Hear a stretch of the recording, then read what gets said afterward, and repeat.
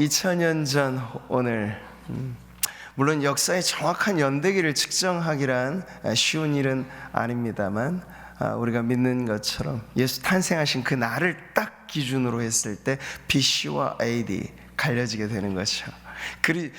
장구한 인간의 역사는 그리스도 이전과 그리스도 이후, 우리 주님의 해라고 불려지는 구주 탄생을 기점으로 갈려지게 됩니다.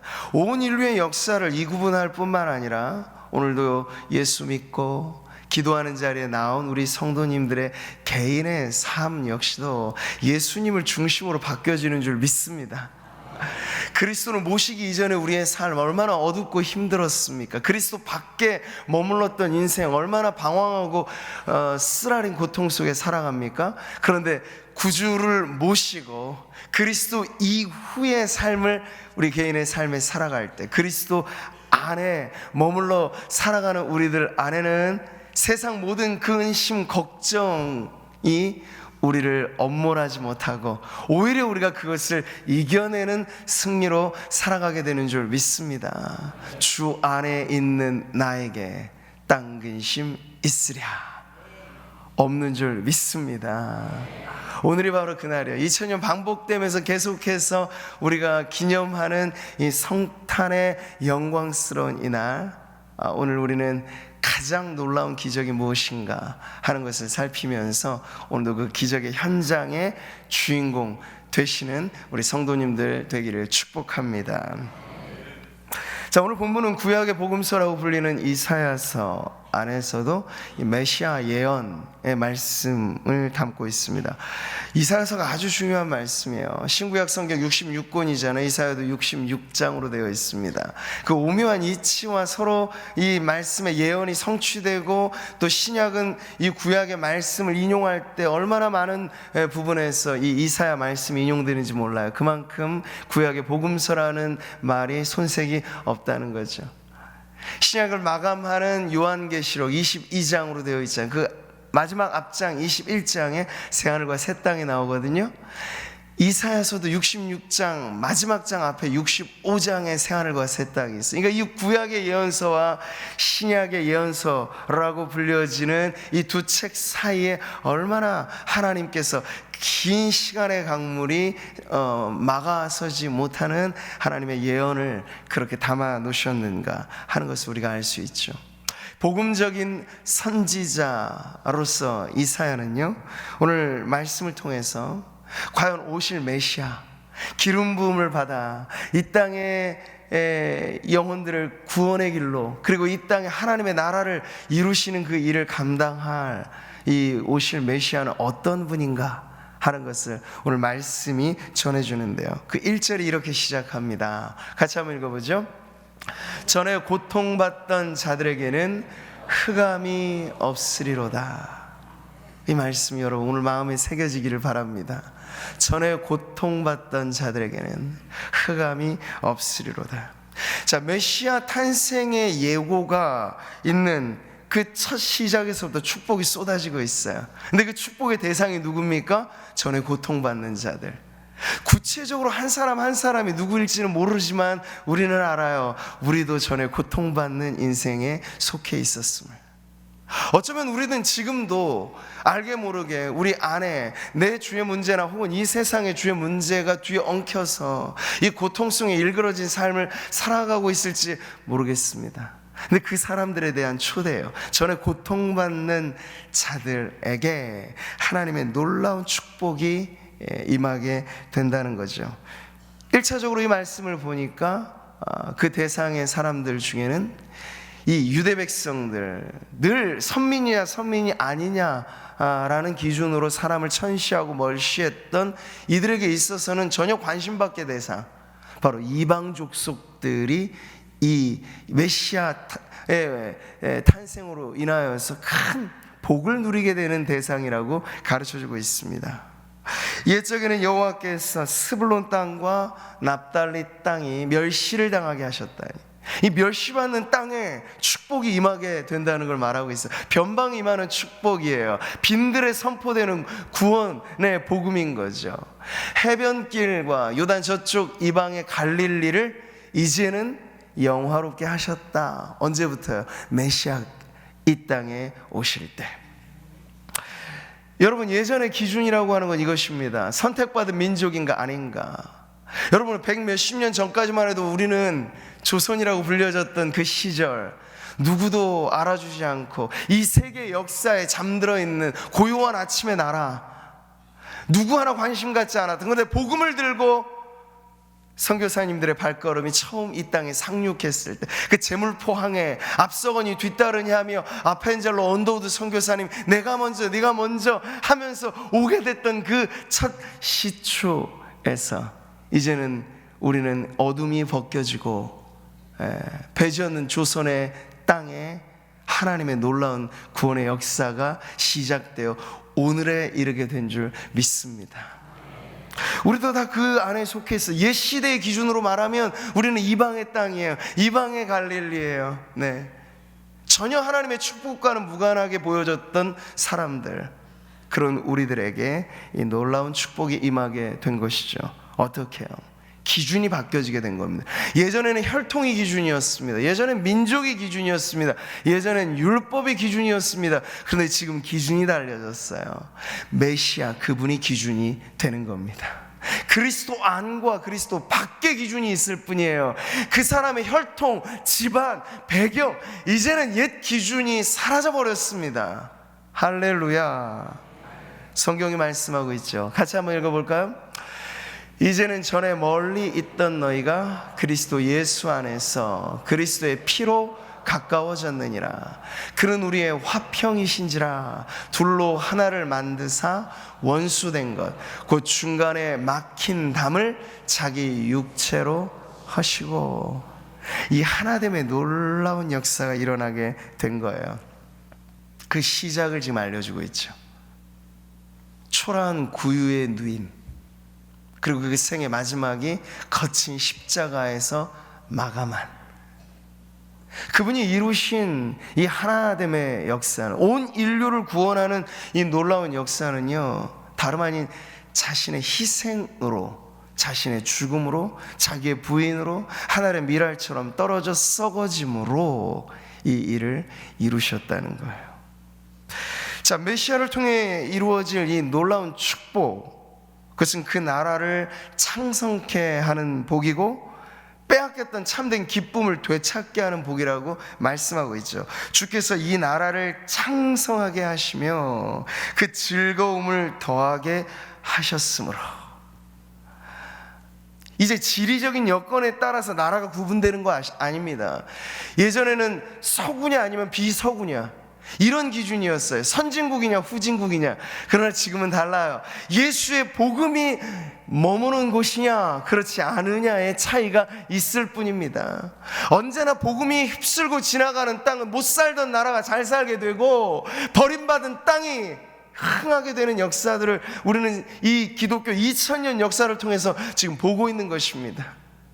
창성케 되는 기준, 한 나라가 부강하게 되는 기준은요, 바로 여기에 있어요. 메시아 되신 그분의 통치가 그 땅 가운데 얼마나 이루어지게 되는가, 그것을 통해서 그 나라를 살아가는 그 나라의 백성들 역시 이 세상에서 빼앗겼던, 죄로 인하여 빼앗겼던 이 기쁨을 다시 되찾게 되는 그 축복의 주인공들이 될 것입니다. 저는 오늘 성탄절 당일 우리의 기도하는 이 새벽, 이 나라, 이 민족이 오늘 이 말씀과 같은 은혜를 받는 나라가 되기를 바랍니다. 주께서 이 나라를 창성케 하시는 것이 오늘 우리의 기도가 되었으면 좋겠습니다. 다 죽겠다고 아우성치는 이 나라, 이 백성들, 어느 한 영역도 온전하지 못한 이 땅 가운데 메시아의 나라, 그 복음의 통치로 말미암아서 온 국민이 기쁨에 겨워 살아가는 나라가 된다면, 여러분, 이 세상 어떤 선진국과 비교해봐도 손색 없고 부러움 없는 그 나라로, 이 나라 대한민국 하나님께서 세워주실 줄 믿습니다.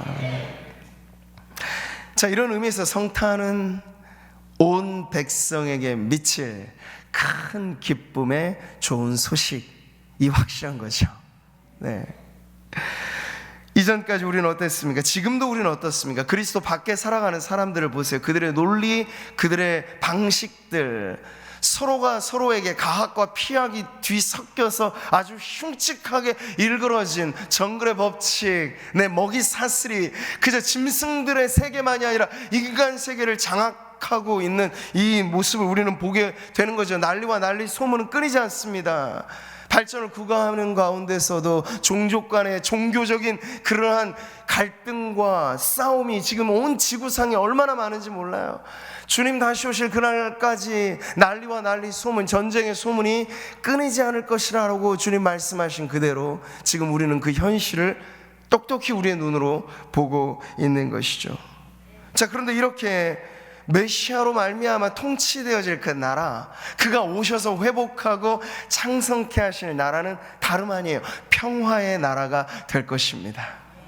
지극히 높은 곳에서는 하나님께 영광이고 땅에서는 하나님이 기뻐하신 사람들 중에 평화가 임합니다.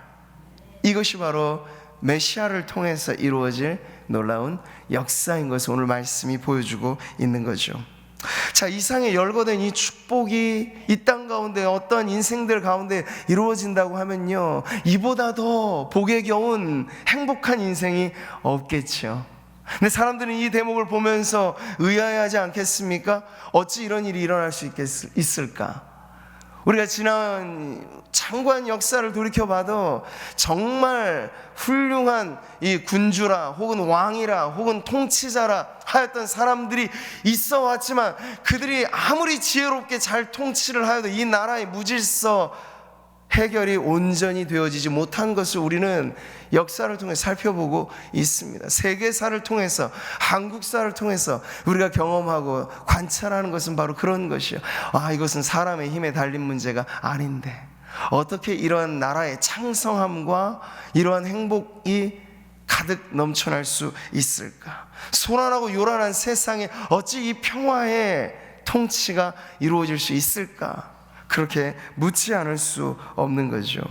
이때 선지자는 우리 모두가 궁금해하는 질문에 답을 줍니다.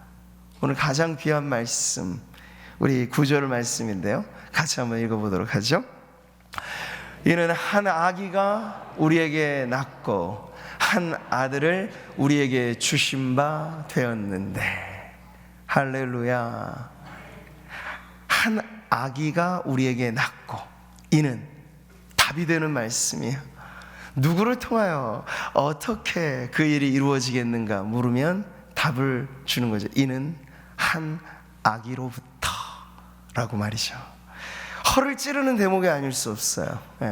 모두가 다 어떤 완벽하게 보이는 그런 사람을 떠올리기 쉬울 때 복음은요, 한 아기, 아주 갓난아기, 갓 태어난 아기의 모습을 보여주면서 우리 지난 주일에도 보았던 것처럼 구유에 누인 아기를 보여주면서 이것이 표적이라고. 어떤 표적입니까? 평화의 나라가 시작되었다. 이제 그 나라가 창성하게 되었다. 잃었던 백성들이 되찾게 되었고 자유는 선포되었고 하나님께서 회복의 물결이 일어나게 하실 것이다. 너는 내 아들이라. 오늘 내가 너를 낳았도다. 내게 구하라. 내가 이방 나라를 내 유업으로 주리니 내 소유가 땅 끝까지 이르리로다. 내가 철장으로 그들을 깨뜨리며 질그릇같이 부수리라 하시도다. 영원 전부터 존재하신 하나님의 아들, 하나님의 독생자, 그 아들을 통해 이 모든 일이 일어나게 된다는 것이 바로 오늘 성경이 우리에게 주는 답변입니다. 놀라운 기적의 시작, 역사를 구속하고 인류를 구원할 이 기적의 시작은 한 아기의 탄생으로부터 시작된다는 것을 우리가 듣는 거죠. 시편의 말씀은 하나님의 방식을 이렇게 가르쳐 줍니다. 같이 한번 읽어보죠. 주의 대적으로 말미암아 어린 아이들과 젖먹이들의 입으로 권능을 세우시며 이는 원수들과 보복자들을 잠잠하게 하려 하심이니라. 원수들, 보복자들, 하나님을 대항하는 그 모든 악의 무리들을 하나님께서 응징하시고 심판하시기 할 텐데 누구를 통해서 그 일을 하겠느냐고요. 맞불 작전으로 똑같이 힘이 강하고 똑같이 뭔가 세고, 그게 아니에요. 어린 아기, 젖먹이들을 통해서. 비교하자면 사실 비교가 안 되겠죠. 골리앗 앞에 다윗이겠죠. 근데 골리앗은 다윗 앞에 무너져 버렸어요. 여리고성은 그 무력하게 보이는 하나님의 백성들 앞에 무너져 버렸어요. 이게 바로 하나님의 방식입니다. 한 아기로부터 시작된 복음은 강함을 이기는 약함을 가르쳐 줍니다. 물이라고 하는 것이 얼마나 부드러워요. 그런데 그 물이 떨어지는 곳에 바위도 뚫고 그 물이 흐르는 곳에 길이 만들어집니다. 부드러우면서도 강한, 그가 바로 오셔서 이 땅을 회복시킬 메시아 그리스도, 한 아기로 출생하실 분이라 소개되고 있습니다. 이사야는 또 다른 장에서 그를 이렇게 우리들에게 소개합니다. 같이 한번 읽어보죠. 그는 주 앞에 자라나기를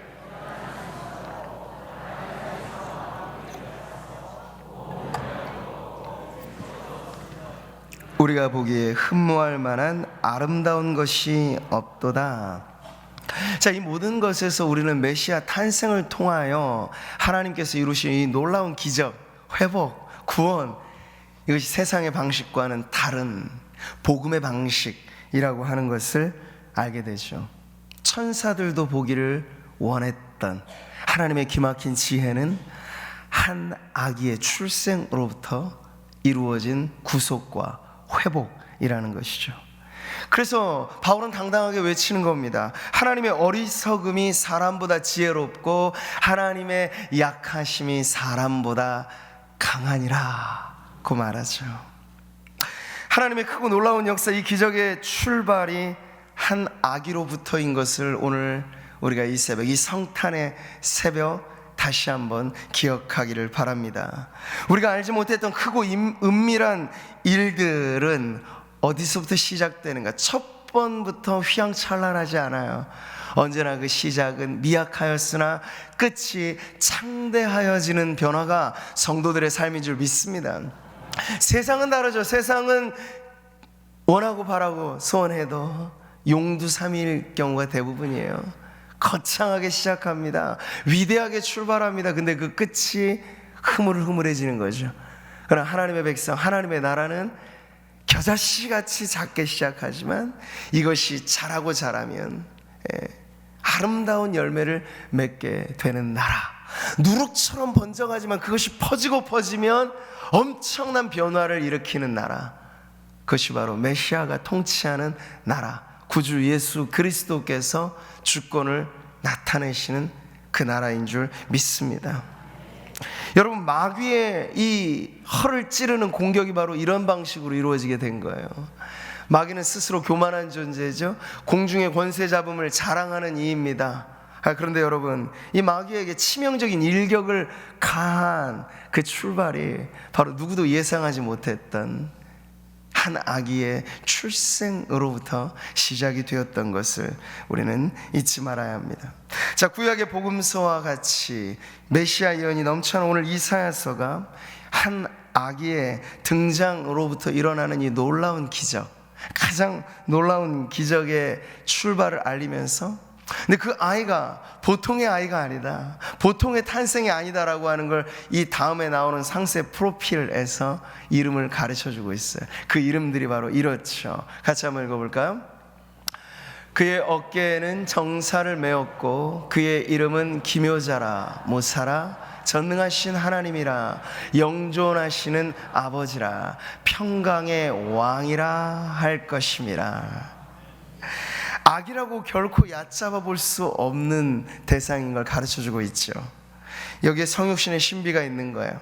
약함 속에 강함이 있고 낮아짐 가운데 높아짐이 있고 비움 안에 채움이 있는, 사람으로는 가히 상상할 수 없는 역설의 진리가 바로 이 안에 담겨져 있습니다. 예수 그리스도는 한 아기로 오신 지극히 미약하고 작아 보이는 존재로 출발하지만 그는 하나님의 아들, 완전한 하나님이시자 완전한 사람이 되신 바로 그 신비 앞에 이 이사야는 하나님에게 합당한 칭호를 지금 이 아이에게 붙여줌으로써 이 아이가 어떠한 이유로 우리의 구원자가 될 것인가를 가르쳐주고 있습니다.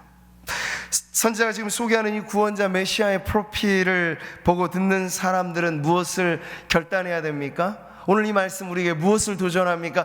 믿음을 도전합니다. 믿음을 요구합니다. 왜죠? 한 아기로 출생하지만 그 아이가 보통이 아니라는 거예요. 하나님이시자 사람이 되신 우리의 구원자, 이 영광스러운 이름을 갖고 출생하게 되는 아기 예수의 탄생은요, 적당선의 타협을 불허한다고 선언하고 있는 거예요.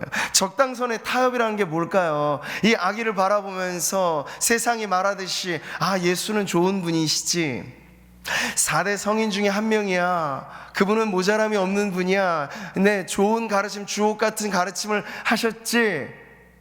좋은 평가이긴 합니다만 그건 정확한 평가는 아니죠.